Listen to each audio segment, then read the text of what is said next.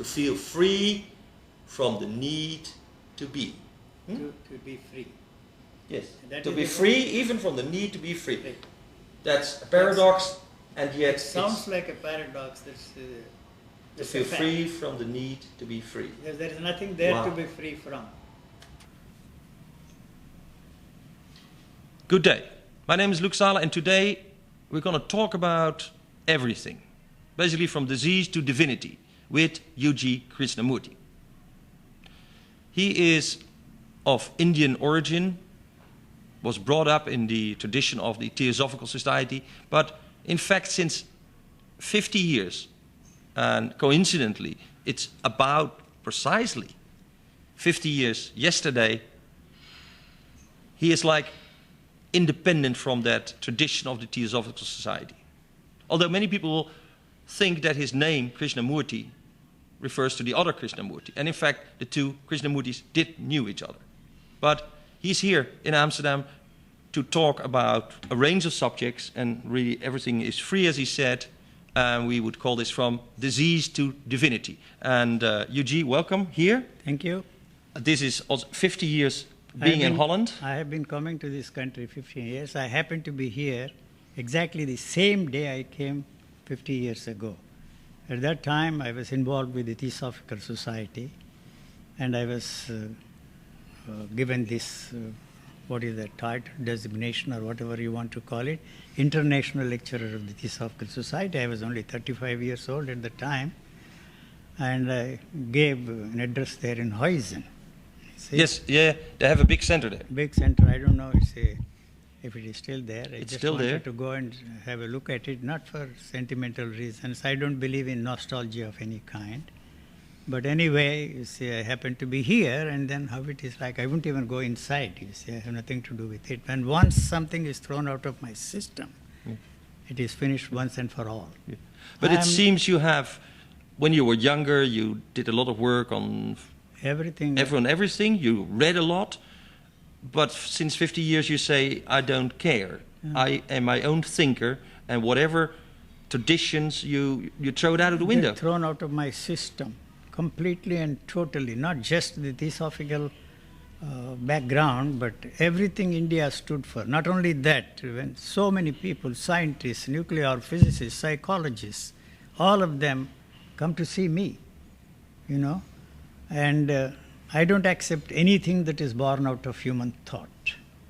You see, it is most destructive, but we have a tremendous investment in the thought. You see, thought is the enemy of us all. Thinking, you say, is not, it sounds like you say it's a computer and we don't need it. We don't need it. This is automatic, it is so mechanical. And we are not ready to accept that we are just automatons and just mechanical in our functioning, and that we are just animals. And the human animal is something extraordinary with an extraordinary intelligence, unparalleled in any living organism on this planet. But we have been made to believe that we are born for some grander and nobler purposes than all the other forms of life, and that everything that is there around us is created for our benefit. That is why we have created all this mess in this world. So if human species wiped out from this planet, nothing is lost for this planet. You say humanity compared to ants or whatever. Yeah. Is that an extremely positive or extremely negative? It's a very negative? positive statement. You see, it is very comforting for you to think that it is a negative statement, but you are not ready to accept that we are no more important than the mosquitoes that bite us. You know, the female mosquitoes need the hemoglobin to give continuity. Male mosquitoes don't come anywhere near us. So our usefulness is only for the female mosquitoes.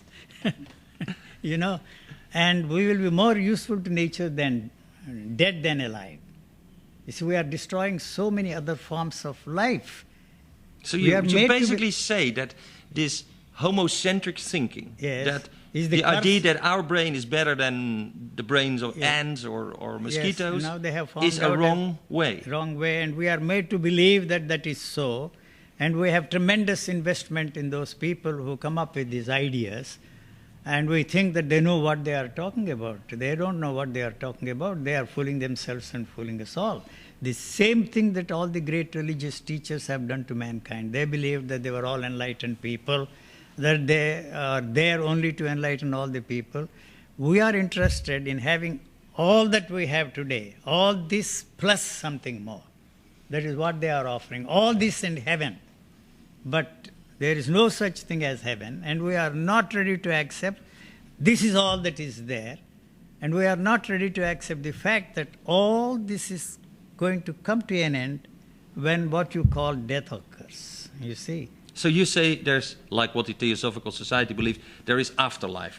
There is reincarnation. The Hindus also believe in reincarnation. I was only 14 years old when we attended the Golden Jubilee of the Theosophical Society with my grandfather. And the Hindus believe in reincarnation, you see. And so when all this, there were about 3,000 delegates from all over the world. And when they first meet, you say, I am Yuji Krishnamurti, what is your name? And then they introduced themselves in a very strange way. I was Queen Victoria in my past life, what were you? And I found out they exhausted all the historical figures, all the spiritual figures, even the stars were not available to me, you know. So nothing was left for me. And so that finished my interest in reincarnation. I tell all the people in India that they have invented a thing called reincarnation to make people believe that all their sufferings are due to what they did in their past life. If I am a beggar, they tell me that you did something terrible in your past life, and so that is why you have become a beggar, and you have to depend upon the charity of the people. So they feel guilty because they have stolen everything that rightfully belongs to everybody, and they give only to keep him there forever. Otherwise he will come and blow us all up. We are not ready to accept our way of theory, our kind of stealing everything, and we have created the police force to protect us. And if the policeman cannot protect me, I have an army, a navy, air force, and we have nuclear weapons to maintain our own status quo and our way of life and our way of thinking. And so they have invented such a clever thing to keep them where they belong.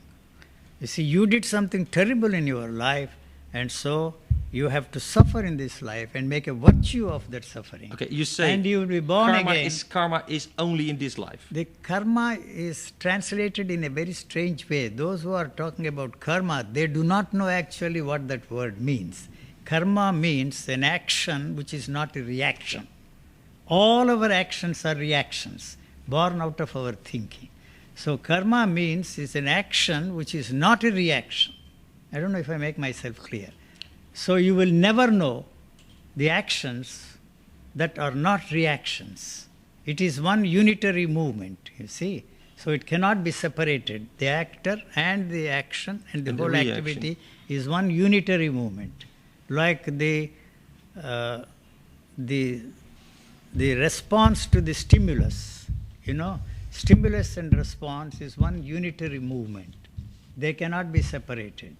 You can take me to a laboratory and the scientist will tell you, this is, you see, the stimulus, and the response of this body is the response to that stimulus. Yes. But actually it is one unitary movement. Both of them cannot be separated.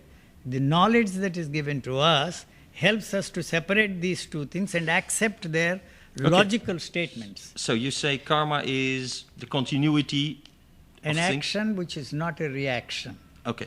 So those actions are not the reactions. All our actions are reactions. I don't know if I make myself That clear. makes us automatic beings. We are. And the spiritual state that they talked about is nothing but this. The unity that they talked about is very similar to this. You cannot separate yourself from what is happening out there and also what is happening there inside. Yeah, but that's an old Vedic idea. Thou art dead. You and your environment are one. Yes, but it is only just a statement which does not operate in the lives of those people who are making such assertive statements, fooling themselves and fooling us all. Okay. You see, if the mind... unless you tell yours what is hunger, for example, you will never know that you are hungry unless you tell yourself that you are hungry. And what is that hunger? The level of glucose goes down and demands for more glucose. So you translate that into that word hunger, and then you see the moment you ask the question, what to eat, we have created the problems. They are telling this food is good for you, those vitamins are necessary for you, that water is bad, drink the bottled water. So that's what I tell the people who drink so much of juices every day, it only makes your urine expensive. You don't need all that.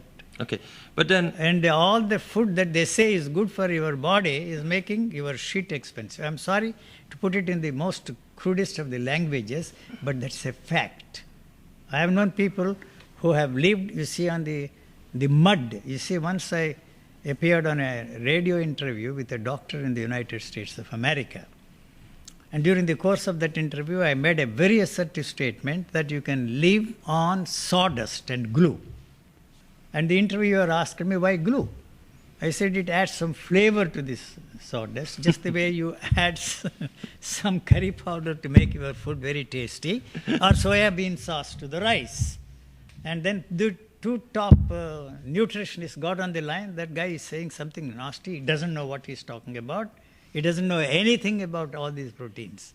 And after that, one old lady, 95-year-old lady, got on the line and said, what he's saying is true. I was there in Leningrad during the Leningrad siege for 4 years. I was eating that kind of a food, even mud. Ever since I have moved to America, I'm eating organic food, then health food, everything. I'm always sick. You see? So we are made to believe that that is the kind of food that will keep us. I am telling you, whether I'm 87 or 84, it doesn't matter. It depends upon who is fixing the age. You see, you want to feel very young. Yeah, okay. And but it feels like you... No, I have... You're debunking our beliefs. Debunking in the sense that... No, I'm not interested. That's the wrong word. I'm not interested in asking people to do anything I do. And I don't ask them not to do anything I don't do. I have no interest in freeing anybody from anything. It is a matter So what is your role then in the world? Nothing, just to focus, spotlight the situation exactly the way it is, not the way they say it should be and ought to be and must be. Just to point out. I have no interest in freeing anybody from... But do you feel that media and religion and books and literature hypnotizes into... they are fooling us. Hypnotizing is a very... Stronger word, but they're fooling us. They fool themselves, then they fool us all. But my point is, and this I am always emphasizing, I am not interested in condemning any of those teachers. They fool themselves, totally. And they are fooling others. So I am not interested in saving those people from those con men, I call them, all including your Buddha, you see. And he allowed themselves, we allow them to fool us. And why do we allow them to fool us? Why do you allow us? We need security? No, we think that what they are saying is valid and true. They know what they are saying. You know, when once everything was thrown out of my system, everything, not just the theosophical background, but the Hindu background, I did psychology. Then I discovered that Freud was a stupendous fraud of the 20th century. As a student of psychology, 70 years ago, or even 75 years ago. And that surprised my professor from Cambridge University. How can you make such statements? Because that's what I see here. You see, what he's saying, he does not know what he's talking about. And when my book was published, you see, my conversations with so many people in America, the person who did research in the archives of Freud in England found that guy falsified 49 case histories to establish himself as a great psychologist. And he knew what he was talking about, that professor. When he read that, my statement, which I made as a student, when I was only 23 or 22 years old, that surprised him, and he came to see me. How you could make such a statement? You see, because, you see, I knew that there was some, I might even... Okay, but let's take it, you said many, Buddha, Freud. Are there people that you admire? Not one genuine person on this planet. It is not that I am not claiming, just get this and get this straight, that I am the only one, that I am far superior to all those people that existed before me. All those who existed before me, all those who are there around us today, and all those who are yet to be born, they are all con men if they say that there is something that they can do to save you and to save mankind. Okay. Can we save? Is there a possibility There is to no save reason ourselves? for us to be saved at all. Okay. Why we are not ready to accept the world exactly the way it is? You see, is this all? The moment you ask that question, see, everything we are doing, everything we have done, accomplished, attained, achieved, is going to come to an end. That is what you call death. But death does not exist for this body. You are not going to be there when you are dead or when you become a corpse. Mm-hmm. You are not going to be there to tell yourself that you are dead. And I am asserting even now, you have no way of telling yourself that you are alive. The fact that you are alive is something which cannot be experienced by you except through the knowledge that is passed on to us. You are breathing, your heart is beating, your pulse is not, all that knowledge they are projecting on us and telling us that we are alive. So, death is a definition.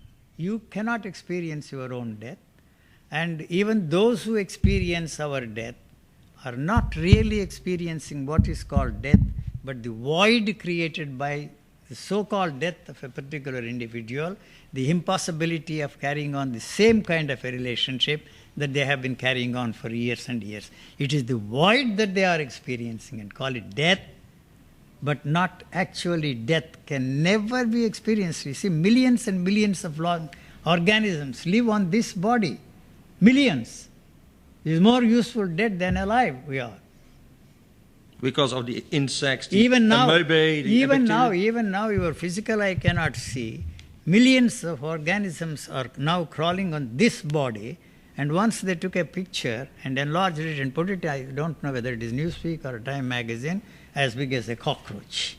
So our usefulness is for millions and millions of organisms that are living here, and the fauna and the flora inside of your body. Okay, so reality is indeed an illusion. Life is an illusion. There is no such thing as reality at all. It's a definition. And even your Kant, I did Western philosophy.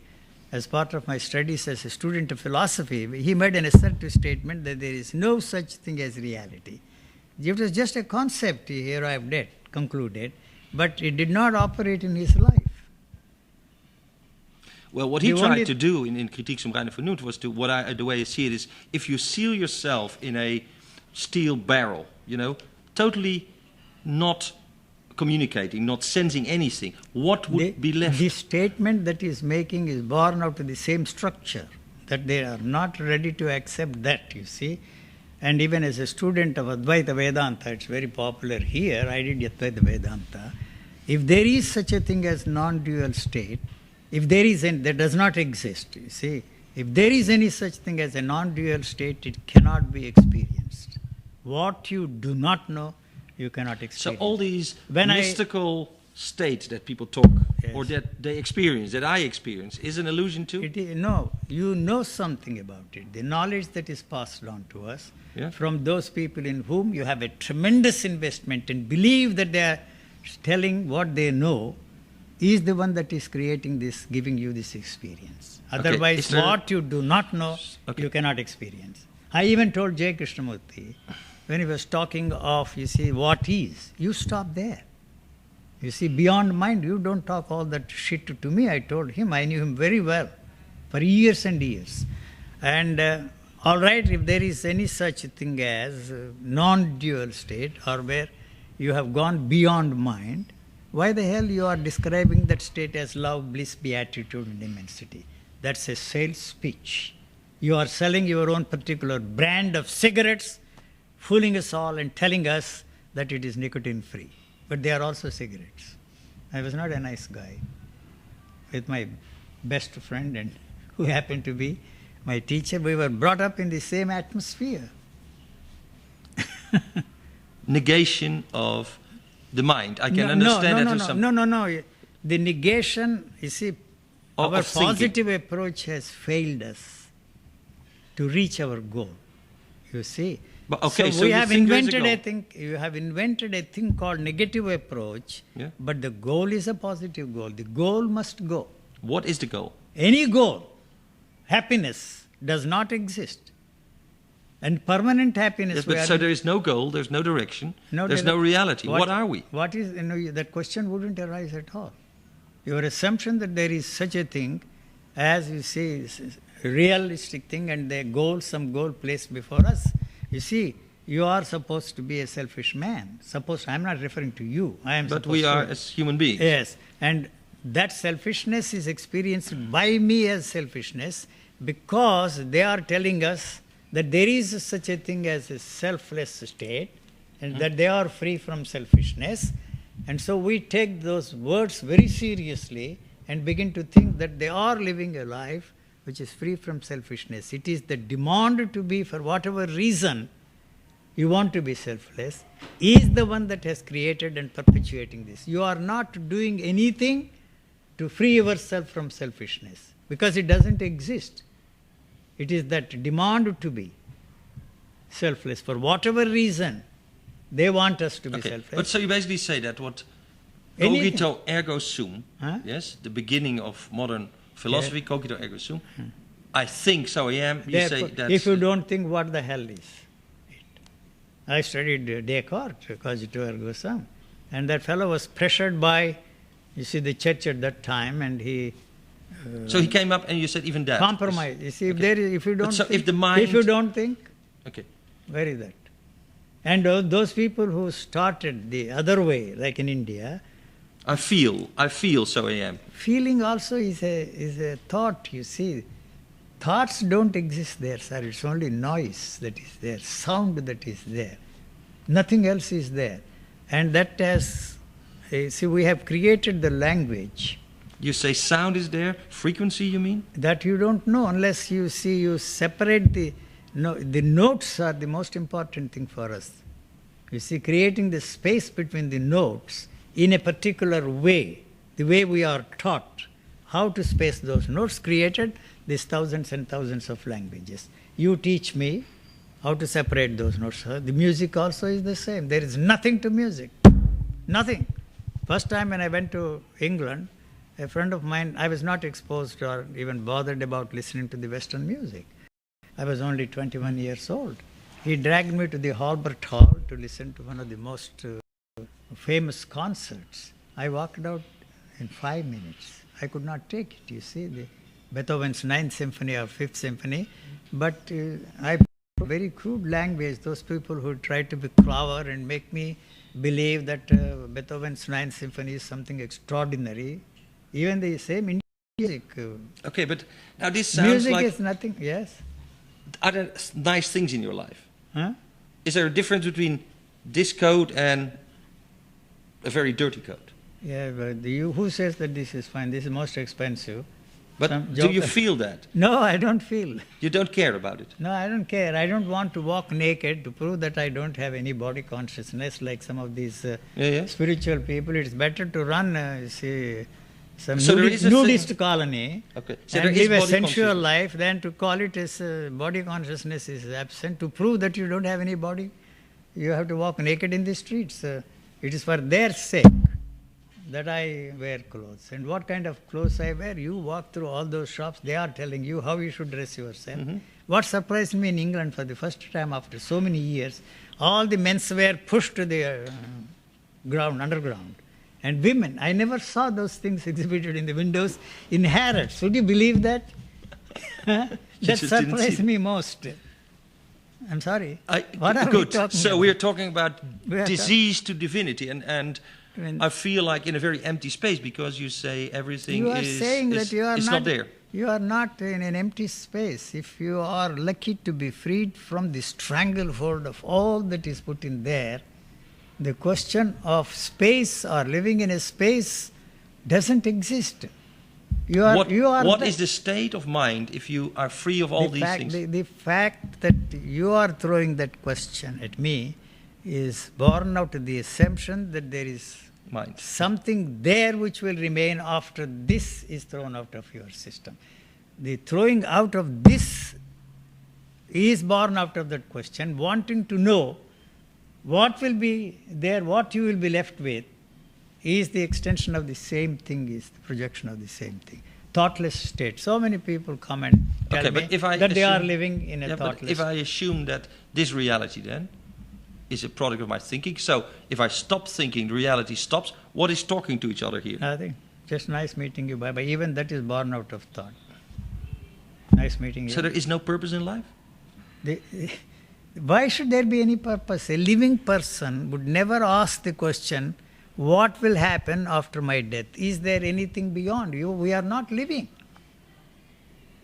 A living thing does not, the body is not asking whether it will continue forever. We are asking the question because you want this. We are doing all these things. You and I will not be here tomorrow. We will be dead and gone. We are not there to tell ourselves, I did this, I did that. We interviewed, you are a famous man, and this useless guy you interviewed 2 times, and they are likely your interview everywhere. You see? And so, that is all that is left. Nothing else. It's just Nothing. Okay. the one question which we are asking ourselves, all that you have done, all that you have accomplished, all that you have attained, achieved, is coming to an end in what is called death. You see? Is that all? There must be something that will continue. I will tell you something. But why don't we then massively say, there's no reality, let's jump out of the window? No, or what? You don't even have to jump out of the window. That is to prove that there is no such thing reality to you and to others. What does it prove if you jump out of the window? It is not your body. You reduce me to an amoeba, a bacteria that just does his thing, ends his life sometime. And goes away. And then you see, this is the one that is immortal. Because it is maintaining the continuity of millions and millions of living organisms. That's all that nature is interested in.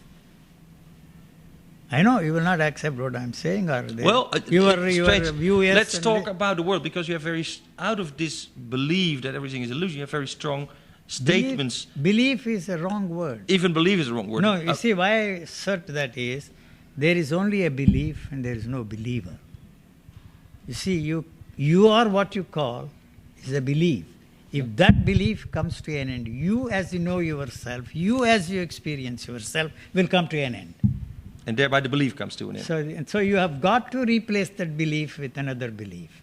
I know so many people, millions, I'm sorry, that's an exaggeration, thousands and thousands of people in every part of the world pass through the portals of my residences in America, in Australia, in India, here in Europe, everywhere.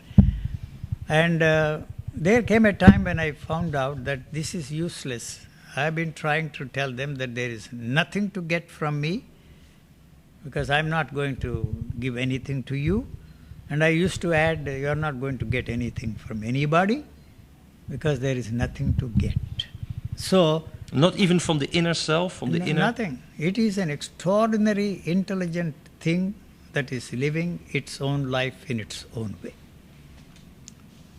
Something extraordinary, you can't imagine. And we think that we know how to treat that body, how to take care of that body, what to do with that body. That's why one of my commandments, it is not put on the internet. There are thousands and thousands of links to my website or whatever you want to call it. By the way, what is the website? I don't even remember. UG Krishnamurti? Yes. .com or .org? What? .net. Okay. I don't know. But anyway, you see. We'll put it up. Thousands and thousands, not hundreds even. You understand? They link to you because you seem like the nihilism. No, they don't call me a nihilist. Einstein and UG in one link. And these are the two greatest destroyers of the 20th century, Einstein from the West and UG Krishnamurti from the East.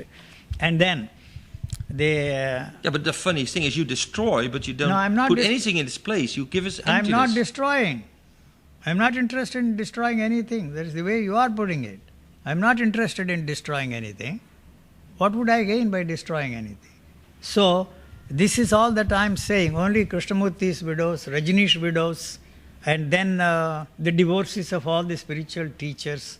Now you have more Westerners going to India, claiming that they are enlightened people. I'm very happy about it, and trying to enlighten the people in India. I'm very glad. One thing that I'm very happy about is all these Westerners, the claimants to enlightenment, are going to India and trying to enlighten people, not the other way around. Okay. All of them are coming here. Let's go to a little bit of practical things in the world, because your opinions are very, for me, worthwhile in debunking our belief systems. Yes, that's what you do. I am not debunking anything. Okay, well, because I'm not. For me, you're debunking my belief but system. I'm not trying to tell you that they must be replaced with another. No, you say just do away. No, you are not going to do it. It cannot be, you see, an action, voluntary action on your part. You see, they put me on a merry-go-round. I was sick and tired. And then I didn't have the guts to jump off, because I thought that I would be killed or I would be hurt tremendously. I was just thrown off. I got up and walked away. I'm not going to tell you, you jump off, nothing will happen to you, because I didn't have the guts. How can I tell you? How it happened, why it happened, when it happened, that is a cartoon, you know that. Has anything happened? I don't know. I just walked away. There's not even a God I can call to and say, get me out of this illusion? Why do you need God to get out of the illusion? God is invented. I know, we have taken away reality, now we take away God. No, I tell all these atheists, you see, if you are really finished with God, you are not interested in freeing anybody from their belief in God. You are finished. And why, if there is a God, why the hell do you have to convert people into believing in God? All right, if there is a God, why the hell you have to produce all those ridiculous books and talk of cosmological, teleological, ontological proofs of the existence of God? I want to know. He is singularly incapable of telling you that I'm here. If he's there, if he's so compassionate, if he's so all-loving, why would he be on our side? He would be on the side of the people suffering out there. You understand that? By creating organizations, you are not going to solve the problem. You see, all those institutions, even Mother Teresa, I call her a bitch, you see. She was a lesbian bitch, it seems. It was there on the BBC, Secret Lives of the People. And so, why you want to perpetuate the misery of those people? Communism is not the answer. Political institutions are not going to, because I am not interested. Okay, but so in that way, you could say, these days we are concerned with something called terrorism in the world, yes? Yeah. People going crazy, making bombs about themselves, flying into... But why are you sending people to the battlefields, knowing very well that if you don't succeed in killing the enemies, you will get killed? And then you create monuments and statues for those people. Why you think God is on our side? If there is a God, he should be on the side of those people who are suffering. Miserable people. And you think in God we trust. You know, you remember during the Second World War, the Germans said God is our co-pilot. And the British also said the same thing, God is our co-pilot. And those who are on this, the co-pilots of the British, it was not Britain that helped to win the war, it was Russia. They paid the heaviest price. You know that? Yeah. We are not ready to accept that, you see. But anyway, and I say often, very often, that, the Hitler destroyed all the empires. You see, unfortunately, he created the worst of all the empires we have in our midst today, that is the United States of America. Why you are condemning? You see, I don't do anything to destroy anything as far as I am concerned. I am not interested in condemning anybody who is destroying, because it is destroying our status quo. We don't want to lose anything. I told the leaders of India, you erase the middle class people there in India. The only benefit that the people have been benefited in India after India's independence are the middle class people. You understand? Yes. Huh? And the Dravidas, the low class, they are still there. They're still 70% of the people are as miserable as ever before. And so these people, now they opened their gates, and then this stuff from America, and you have, as if you don't have oranges and drinking orange juice, they drink Tropicana orange juice imported from the United States of America. Why? Why do they have to do it? Only the middle class people. So erase the middle class people. The rich people, you see, anything. I was born into a very wealthy family. I didn't have to bother about anything I wanted, I could have had. So that was not, I have not in any way been benefited by India becoming a free country. Not that I wanted the British to continue forever. I knew that somehow I never thought that the British Empire would come to an end during my lifetime or even the lifetime of my great-grandchildren. For that you must thank Hitler. And they say that he killed 6 million. Are you Jewish or something? No, I am considered to be... I think there's Jewish blood in many of us. Yes, I think they say that I'm anti-Semitic, which I am not. You see, in the Tel Aviv library, amongst these things, they put my stuff, number 3. And the Jewish guys complained, how can you put this anti-Semitic guy in a prominent place? But they say you're anti-Semitic because you say the historical role of Hitler in a wider perspective, that he brought to an end many of the previously existing Reich, like the British Empire, my German... counter question to the Americans is that you killed, how many, 60 million Red Indians? Huh? The American Indians, yes. American Indians. Do you know what? Just before he went out of office, Clinton appeared on a stage and brought a 90-year-old Japanese guy. That was very interesting. And they took away, he was in the concentration camp. There was a concentration camp in the United States of America. Yes. Yes, and they took away all his properties. He apologized for the way they treated these people and put them in the concentration camp and denied them the basic things, the way they took away all their properties. He did not return them to those guys. And they want, you see, the Swiss banks to return all the money that the Jewish guy put in their banks. Why should they do it? And why not you do it? And he also apologized for the way they treated the Negroes and Negresses in that country. And he also apologized for the way they killed thousands and thousands of Red Indians. What I was ready to use a shit talk it was.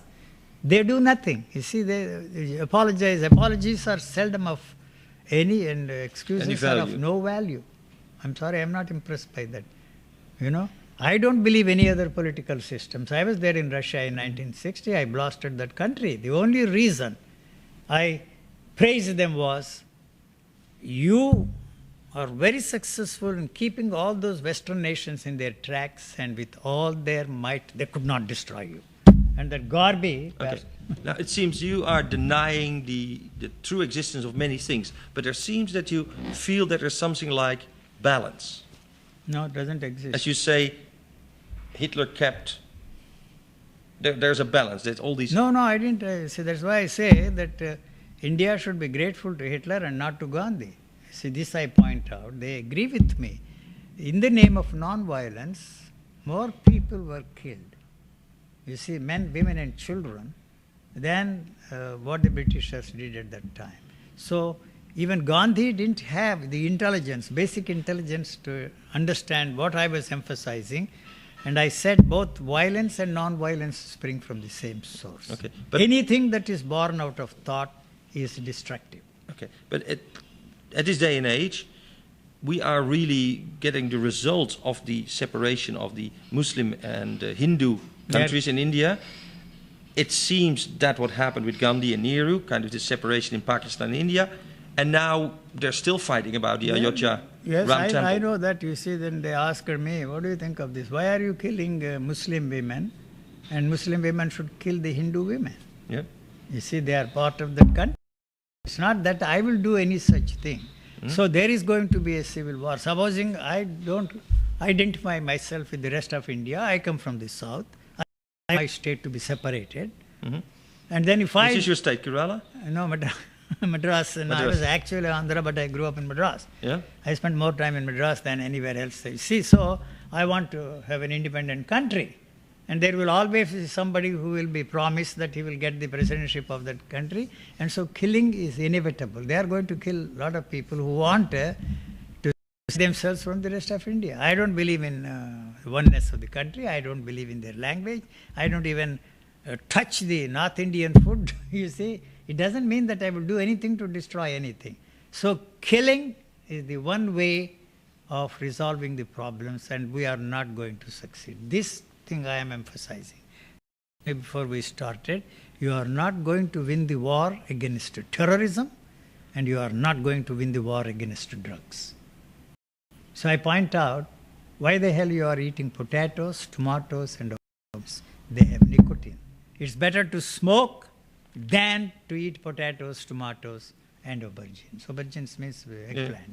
And it's better to take opium than eating all these salads, particularly lettuce. We are not ready to admit that kind of a thing. And you condemn this. One who has never smoked will never condemn anybody who is smoking. One who has not touched wine or even, it's the smell, you see, even the smell. Yeah. You see, will never condemn alcoholics at all. I don't. They can drink anything they want. I will even supply them most expensive wine bottles which they can't get anywhere through the help of a pontiff. So I will, you see, one who has never touched that will never condemn, I am telling you. If there is any... Don't you place yourself outside normal I am very much human... part. I am very much part. You are not. You are interested in changing yourself into something else. You are interested in changing the world. And it is the demand or the promise to create heaven on this earth is the one that is turning this into hell. You want... You see... No, human being. But that's interesting. So you say, by not wanting to change anything, I'm in fact one with everything. Yeah. You know you are not, you cannot... But you become one with everything? Exactly the way it is. If people tell me that what you are saying is very dangerous, you are undermining, you see, the status quo of this society. My friend, Mr. Mahesh Bhatt, who is the author of my biography, he visited South Africa. He asked me, what's your message? I said, kill Nelson Mandela. What? I kill people. So he had a long chat with him. And they talked about me. He said, U.G. Krishnamurti is the most subversive man that has ever appeared on this planet. But anyway, give all your books, I will read when I retire. When once they get into the seat of power, they do exactly the same thing that they protested against. So if you want to do something to the Palestinians, kill Arafat. You see, he's killing more people. Not that I will do it. You see, he is doing exactly the same thing that he protested against. It does not mean that I support status quo. The things are constantly changing, and we are not ready to go along. Even in our lives, we want change. Okay. But for me, every time I talk with you... This is supposed to be an interview, isn't it? Yeah, but every time I talk with you, it is like you take my beliefs, which is reality, which is politics, which is this and that and that, you break it down to nothing. I feel then... No, I don't think I will ever succeed in that. I have no illusion. That's another thing, whether you succeed. I'm not interested in taking away. What would I gain? I'm just pointing out the absurdity. Yeah, but you're like the black hole of our planetary knowledge. Like whatever I ask you about religion, about you kind of say, well, psst, and it goes in the black hole of nothing. Why do you take very seriously what the scientists are telling us? They say that there is chaos. And so one joker said, there is order in the universe. And somewhere along the line, the scientists find that there is no order, but there is chaos. All right, there is chaos. And a third joker comes along and says there is order and chaos in the same frame. Like, the scientists are no different from the metaphysicians. We admire them, like them, because they have given all these things to us, the technical knowledge, which has helped us to do whatever we want to do. But that does not mean that there is anything. Why they are changing? They are all metaphysicians discussing these things and fooling themselves and fooling us all. They project their own ideations and meditations on what they are looking at. And we have tremendous faith in them. We believe that they know a lot more. They know nothing. I'm sorry. Okay. What is left? Beauty. Is there beauty? No, it's essential. It's better, this is what I say, to look at the bouncing breasts of a pretty girl than to look at the sunrises and sunsets. Both are the same. If both are the same, if you reject that one, looking at these sunrises and sunsets and the beauty of the flowers, and listening to the river and watching the clouds, this will go. That's what I'm saying. We are not ready to accept the actual facts of our existence. A mother who loves the child so much, why the mother beats the child? And you condemn that as anger. It is not anger. It is not anger. Anger just flashes like that. And it is not there anymore. Why the child beaten by the mother cries, and then the mother cries afterwards? It is because the beating is the result of the impossibility of making the child do the things the way the mother wants the child to do. You give a wrong name to that. You have a very beautiful wife. Everybody is making passes at her. You should be proud, very proud, that you have a pretty girl as your girlfriend or your wife. Why do you call it jealousy, envy? Why not? If she walks out on you, you must be prouder.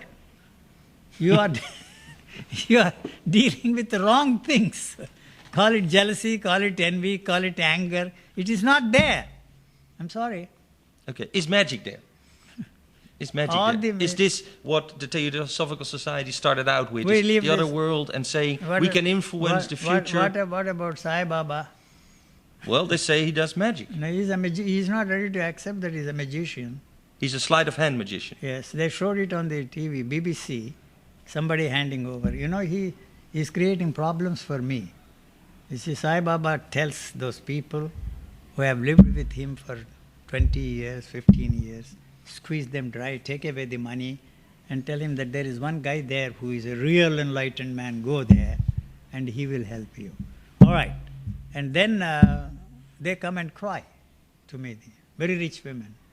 I didn't even have the money to come here, hiring a taxi. She was crying. I said, all right, I'll pay. I went out and asked him, how much do you want? 600 rupees. That was a lot of money from his place to where I lived in Bangalore. And then I converted that into dollars and felt very comfortable. And next day she came. And then you see, the police were after my friends because something strange happened. You see, they say he is a gay guy. And then he called 4 boys. He was trying to make fun. And they said, we are going to expose you. This is all there in the news, you see. Mm-hmm. And then he called the police. The police killed the 4 out of 5 boys on the spot with nothing. Why they were called, whether they were threatening to kill him or not. And so one fellow ran away. And then you see, they finally tracked his place, went inside, and they saw my photo and all my books. And so they came to you? No, I was not there. I was in America. They were calling me, you see. And they searched. They thought that I inspired those boys to kill him. I am the last man to inspire anybody to kill anybody. And so they did research, and they went through books, and they found 2 interesting statements I made in the course of my conversation. And one thing I made, that you see, if he is in the know of divine laws of nature, it is necessary for him to tell all these scientists who are discussing the laws of nature, and they are all used by us to destroy life and property. So it is very necessary for him, if he is in the know of divine laws, to tell them how to find out the real laws of nature and with them. And second thing, I made a statement which was not very acceptable to them. And I said he was materializing Swiss and Japanese watches. Mm-hmm. And when Indira Gandhi, the Prime Minister of India, stopped the smuggling into that country, switched over to the watches made in India. Oh my God. So you're saying Sai Baba created or magically watches, but when the supply from Switzerland stopped, he used other things. No, okay, so you say he's an imposter. I'm not against it. You say I'm not interested in saving any one of them who come to see me. But you mentioned divine law. If there are any, you didn't... if there are any laws. Do you believe there are? No, there are no divine laws. There are no divine laws. We don't know much, and whatever we have discovered so far have been used by us, and still we are using to destroy every form of life on this planet. So you don't say it's impossible there are divine laws, but definitely we don't use them. We don't know if they have. What is that? What's the point? Even if we call them divine laws, we will use them for destructive purposes only.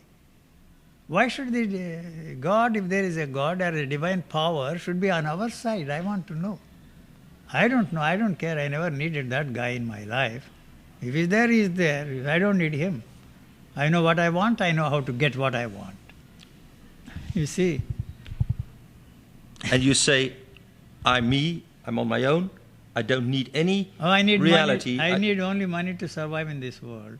Because otherwise there is no way. You see, even if I am ready to eat your apple trees, fruits from your apple oranges, you have to pay they these days. Belong to you or to the state. Yeah. If I steal, I am hungry and you will put me in prison. So, that is all. So I need money to survive in this world. That's the be-all and end-all of our existence. But so you don't need religion, you don't need law, I don't need you don't need drugs. How to survive? I didn't want even to educate myself. Why the hell do I have to go through all these educational institutions and study 250 natural orders and the names of all those who teach what for? To teach that again to the students and make a living? There must be some other way of making a living. My grandfather was very rich. So I said, you sweat and give me the money, I don't have to work. Why should I pass the examinations? Why should I have degrees? Not much left. That's the main story. Yuji Krishnamurti, every time I talk with you, you leave me with nothing. I would call you the big black hole of our knowledge. Everything that we can dream up as being relevant, as having meaning, goes into Yuji's black hole and disappears. In the black hole that you talk about. I don't see any black hole. Well, for me you are. You are like there where our, what you call illusions, disappear. I don't know what's behind the black hole, neither do you. But I don't see any black hole there. You see a black hole. No, but whatever I see, you make go up in smoke. That's a very comforting thing for you to believe that I am a black hole. And you Even the belief of black hole isn't there. We've spoken with Yuji Krishnamurti, and 50 years he came to Holland, and about 50 years he did away with his being associated with the Theosophical Society. And with everything that India stood for. Everything that India stood for, and I believe everything that the Western world stands has for. Come up with. So everything was thrown out of my system. I am a very lucky guy. I have been freed from the stranglehold of the human thought. And I cannot be of any help to anybody because you don't need any help. Wow. To feel free from the need to be. To be free. Yes. To be free even from the need to be free.